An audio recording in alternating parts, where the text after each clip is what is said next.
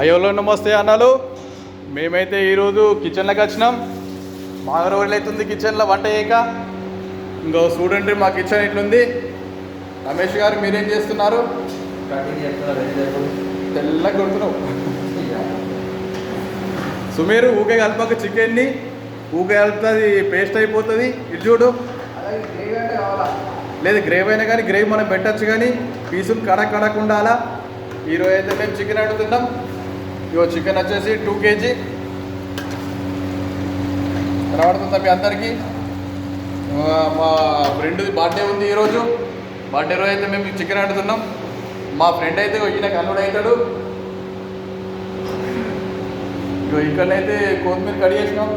ఇక మళ్ళీ tomato paste గురించి మళ్ళీ వీళ్ళు ఏది చేస్తున్నారు వెజ్ వాళ్ళకు, అందుకే ఉంటున్నాం అన్న.